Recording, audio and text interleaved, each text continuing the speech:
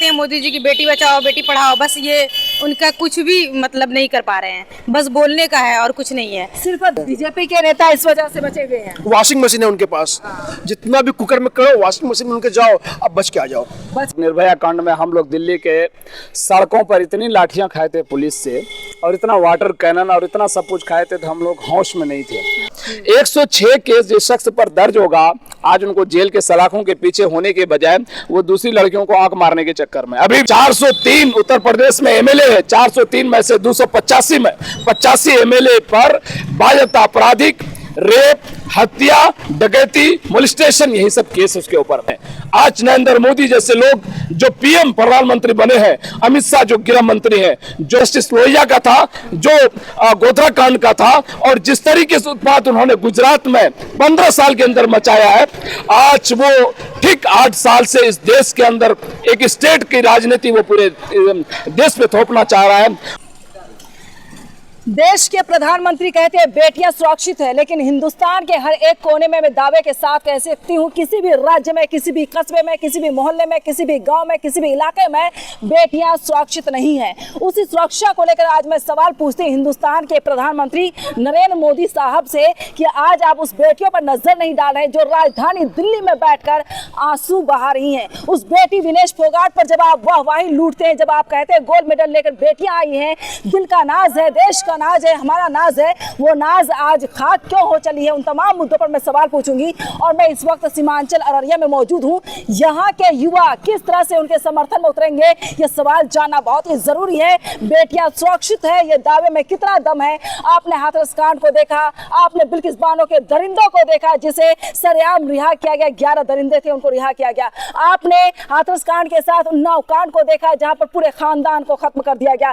कई घटनाएं ऐसी सामने आई, लेकिन सरकार के पास जवाब है या नहीं है? लेकिन एक एफआईआर करने के लिए अगर विनेश फोगाट जैसी बेटियां अपने बहनों को लेकर सवाल पूछे और ब्रिजभूषण पर एक बार सवाल उठाए कि उसे इस्तीफा दे देना चाहिए, उसे हट जाना चाहिए, अगर एक एफआईआर के लिए राजधानी दिल्ली में बेटियां रो रही हैं तो देश के लिए शर्मनाक है। और मेरे युवा साथी यहाँ पर क्या जवाब देंगे उसे जानना जरूरी है। पहले मैं महिला से पूछ रही थी, आइए आप सोचन क्या इसके बावजूद एफआईआर नहीं होती है और लोगों में आक्रोश देखा जा रहा है, क्या कहेंगे आप?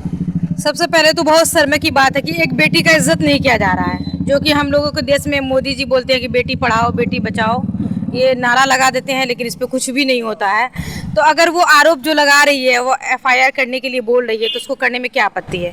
इसलिए कि क्योंकि वो भाजपा की नेता है, मुझे ऐसे लग रहा है। तो मैं सरकार से यही कहूँगी कि अगर वो देश का नाम रोशन की है, बहुत बड़ी बात है जी, बहुत ही बड़ी बात है हमारे देश के लिए, वो गौरव है हम लोगों के लिए, और उनकी बात पे एफआईआर नहीं होना हम लोग के लिए बहुत शर्म की बात है। एक ओलंपिक मेडलिस्ट लड़कियां अगर सवाल पूछे एफआईआर के लिए 7 दिनों से रोड पर धरना दे, तो आम बेटियों की हालत कैसी होगी? बस से बदतर। मैं तो यही कहूँगी कि जो नारा लगाते हैं मोदी जी की बेटी बचाओ बेटी पढ़ाओ, बस ये उनका कुछ भी मतलब नहीं कर पा रहे हैं, बस बोलने का है और कुछ नहीं है। सिर्फ दावे और वादों में कितना दम है? बिहार की जनता क्या कहती है, अररिया के लोग, यहाँ के नेता क्या कहते हैं? आइए आप लोग आगे आइए, सवाल पूछिए। फैसल जी आप ये बताएं, धरना प्रदर्शन कर रही है इसलिए क्योंकि एफआईआर दर्ज नहीं हो पा रही है, ये शर्मनाक है या?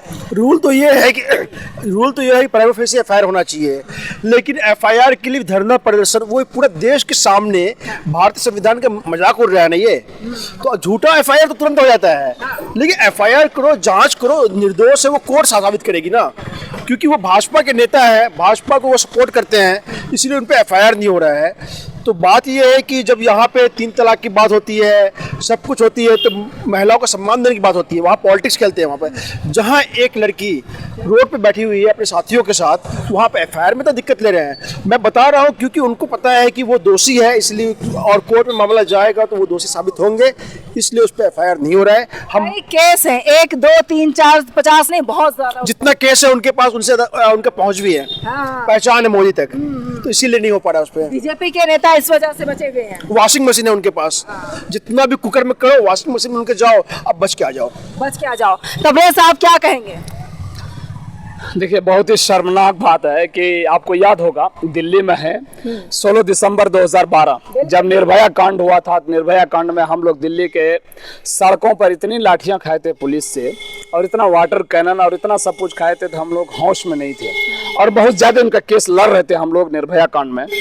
और हम लोगों ने ठाना, पूरा जेएनयू, पूरा जामिया, पूरा अंबेडकर, पूरा डीयू, पूरी यूनिवर्सिटी के लोग जमा हो गए हिंदुस्तान की सेंट्रल यूनिवर्सिटी, और बोला कि निर्भया को इंसाफ मिलना चाहिए, तो लोगों को फांसी हुई, चारों लोगों को। उसके बाद आप देख लीजिए फिर कठुआ केस होता है। कठुआ रेप बहुत मशहूर है। कश्मीर में दरिंदगी के साथ उनके साथ किया गया, हम लोग भी बहुत ज्यादा उसमें एकदम दिल्ली के सड़कों पे आंदोलन किया। उसके बाद आप देख लीजिए फिर हाथरस केस आता है, उसके बाद देख लीजिए उन्नाव केस आता है। इस देश में महिलाओं के साथ, दलितों के साथ, कमजोरों के साथ, शोषितों के साथ, पिछड़ों के साथ, मजलूमों के साथ इस देश में चिन्हित करके उनके ऊपर जुल्म किया जाता। आज रेसलर अगर वहां पे बैठी हुई है, अब सोचिए जिस ब्रिजभूषण पर 101 केस जो है, 106 केस उस पर जो है समझ एफआईआर दर्ज है, 106 केस जिस शख्स पर दर्ज होगा, आज उनको जेल के सलाखों के पीछे होने के बजाय वो दूसरी लड़कियों को आंख मारने के चक्कर में अभी भी बिल्कुल। और उसके बाद आप देख लीजिए उस जैसे लोग एक नहीं है भाजपा में, कुलदीप सिंगर वहां मौजूद है, वहां धनंजय सिंह वहां मौजूद है, वहां पे राजा भैया जैसे लोग मौजूद हैं। 403 उत्तर प्रदेश में एमएलए है, 403 में से 285 में 85 एमएलए पर बाध्यता आपराधिक रेप, हत्या, डकैती, मोलिस्टेशन, यही सब केस उसके ऊपर। लेकिन इस देश में एक समझे कि फॉर्मेट बनाया जा रहा है कि एक खास आदमी को बचाने की पूरी साजिश भाजपा सरकार करती है। आपको अगर याद होगा कि दिल्ली में जिस दिन से वो लोग बैठे हैं उस दिन से भाजपा के अलग अलग मंत्री ट्वीट कर रहे हैं, अलग अलग मंत्री फेसबुक पे लिख रहे हैं, सोशल मीडिया में उनका मजाक उड़ा रहे हैं। क्या इस देश का कॉन्स्टिट्यूशन इसी बात की इजाजत देती है कि एक महिला, जिसको आज भी हमारे समाज एक किस्म से पुरुषवादी समाज है, पुरुषवादी सोच के समाज है, जहां पे जेंडर सेंसिटाइजेशन का कोई केयर नहीं किया जाता है, जबकि जेंडर सेंसिटाइजेशन का बायता एक सेल होनी चाहिए अलग से कि लड़कियों के साथ, महिलाओं के साथ अगर कोई मामला होता है स्पेशल ट्रायल कोर्ट होनी चाहिए उसके हमारे देश में उनके। और उसके साथ ही जैसे वो तो एक बहुत ही नेशनल फिगर पे आ गया, अब सोचिए उन जैसे हजारों महिला रोज आए दिन पीड़ित होता है। आज वो रेसलर जो समझिए कि पूरे देश का एक बहुत क्रीम मतलब लोग में से शुमार वो किए जाएंगे, उनके साथ जब ऐसा हो सकता है, आप सोचिए कि मजदूरी कर रहे महिलाओं के साथ खेतों में क्या होता होगा, आप सोचिए कि उड़ीसा के कालाहंडी में क्या होता होगा, आप सोचिए कि झारखंड के जंगलों में क्या होता होगा, आप सोचिए छत्तीसगढ़ के आदिवासियों के साथ क्या होता होगा।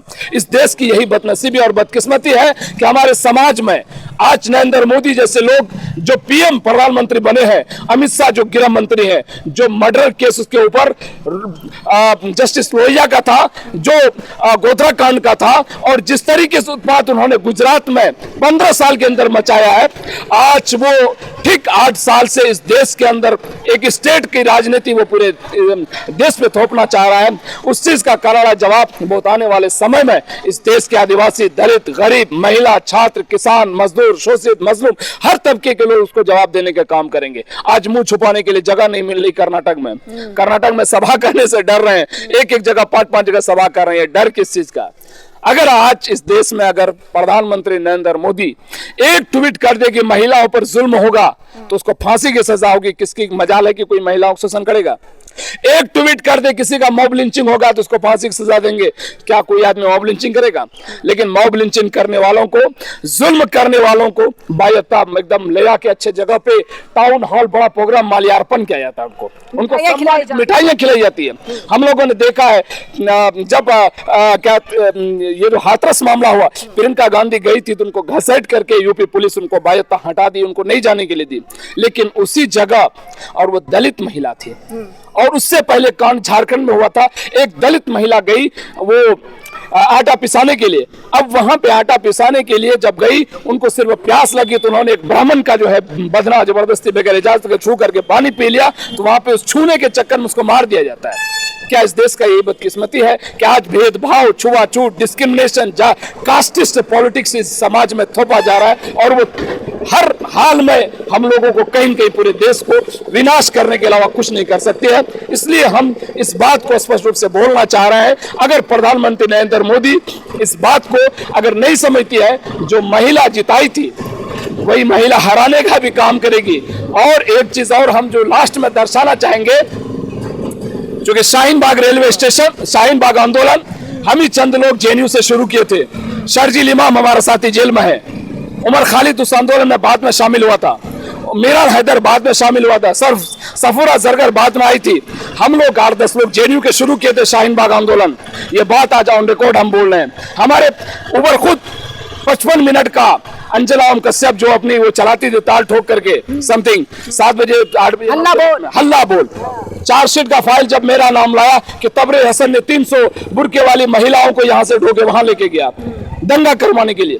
तो वो जो आंदोलन जिस वक्त हो रहा था, 85 साल 91 साल की बुढ़िया वहां बैठी हुई थी, आज यही रेसलर उनको बदनाम कर रही थी उस वक्त। हाँ, बिल्कुल बदनाम कर रही थी।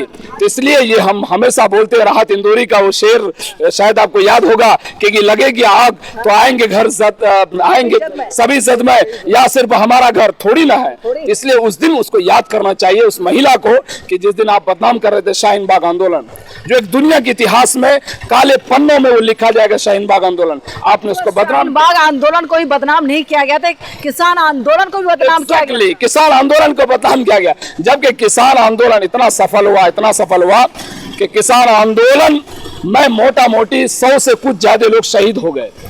और उसके साथ साथ अजय मिश्रा टैनी का बेटा है ना, मंत्री का बेटा बायोता थार जो 25-30 लाख की गाड़ी होती है, लागे से रोन दिया गया उत्तर प्रदेश में, और वही रौदा वो ऑन रिकॉर्ड सब कुछ मौजूद है। लेकिन इसलिए कि वो गृह राज्य मंत्री है, इसीलिए उनका बेटे के साथ कुछ नहीं हुआ।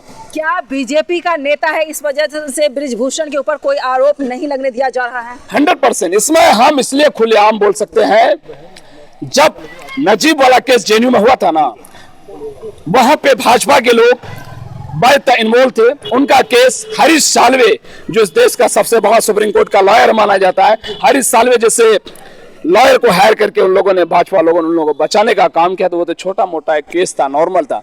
इस केस में क्या नहीं होगा? 100% होगा। सुप्रीम कोर्ट के आज के दौर में जितना भी कॉन्स्टिट्यूशनल या ये कहिए कि जितना भी संवैधानिक संस्थाएं हैं, सबको हाईजैक कर लिया गया है, सबको खरीद लिया गया है, सबको जो है किस्म बलि का बकरा बना लिया गया है। हजारों ऑफिसर से मिले। इससे रेसलर के इस परेशानी, इस दर्द से ये जाहिर होता है कि जब कोई भी बेटियां परेशान हो, जब जवान परेशान हो, जब किसान परेशान हो, जब आंदोलन कर रहे हो, तो हक और अधिकार के साथ आप उनके समर्थन में आए और उनके समर्थन में आकर सत्ता से सवाल पूछें। आप मजहब नहीं देखें, आप जाति ना देखें, आप धर्म ना देखें और कोई चीज ना देखें, वहां सत्ता और जुल्म पर सवाल करें, तो ये जग जाहिर हो रहा है इस सवाल से। बिल्कुल जग जाहिर है। आज बृजभूषण पर अगर एफआईआर, अब तक अव्वलन तो आप देखिए एफआईआर नहीं हो रहा था, कल परसों एफआईआर हुआ है। अब सोचिए एफआईआर नहीं हो रहा है, अगर मतलब क्या है? साफ क्लियर है कि वो भाजपा उनको संरक्षण दे रही है। नहीं तो अगर ये मुसलमान होता फिर क्या होता? फांसी, इनकाउंटर, मॉब लिंचिंग, बुलडोजर। हमारे ही साथ में अलीगढ़ से पढ़ के एक लड़की आई जेएनयू में एडमिशन ली, उसको हम लोग काउंसलर बनाए इलाहाबाद के जी। उनका घर बुलडोज कर दिया गया, अभी कुछ दिन पहले बुलडोजर चला गया था उनका घर में। अब सोचिए सिर्फ एक ट्वीट करने पे, और वो महिला साथी हमारे हम लोग के साथ में पढ़ी थी और बड़ी हिम्मत करके जेएनयू में इलेक्शन लड़ी, अलीगढ़ से आई थी वो पढ़ करके, लेकिन उसका घर सिर्फ इसलिए बुलडोज कर दिया गया, ढा दिया गया कि उन्होंने एक ट्वीट किया था। एक मुसलमान है, बस एक मुसलमान होना कितनी परेशानी का सबब बनता है। लेकिन सवाल मैं पूछूंगी कि पहलवान बेटियां जंतर मंतर में बैठ कर करके 7 दिनों से सवाल पूछ रही सत्ता से, केंद्र सरकार से, मोदी सरकार से। जो सरकार कहती बेटी बचाओ बेटी पढ़ाओ के नारे लगाती है, वो सरकार आज गुमशुदा है। क्या कहें? मैं तो सबसे पहले राहत इंदौरी साहब का उसी बात से मैं शुरुआत करूंगा कि लगेगी आग तो आएंगे घर कई जद में, यहाँ पे हमारा मकान सिर्फ थोड़ी ना है। तो मैं सबसे पहले तो इन बहनों के साथ पूरी मजबूती से खड़ा हूँ, क्योंकि हमें तो मोहब्बत की भाषा सिखाया गया है। हमारे नबी साहब ने कहा है कि तुम्हारे साथ अगर कुछ गलत भी कर दे तुम उनसे मोहब्बत से पेश आओ। तो हम उस रास्ते पे बखूबी चलते हैं। हम बुलडोजर वाली भाषा नहीं समझते, हम आतंकी और जो दंगाई भाषा नहीं समझते, हम मोहब्बत की भाषा समझते हैं। तो मैं विनेश फोगाट के साथ हम लोग पूरी मजबूती से खड़े हैं, उनके समर्थन में खड़े हैं। वो हम उन्हें बहन समझते हैं। वो भले शाहीन बाग की हमारी बहनों को गालियां से संबोधन की हो, या किसान आंदोलन को गालियों से संबोधन की हो, वो उनका समझ है। हमारा समझ तो ये है, गलत के खिलाफ हम आवाज़ मजबूती से उठाते हैं और उठाते रहेंगे। और ये बहुत बदनसीबी की बात है इस देश में कि एक प्रधानमंत्री लोगों को इस तरह से बेवकूफ़ बनाता है। वो कहता है कि मैं माओ का बहनों का इज्जत करता हूँ।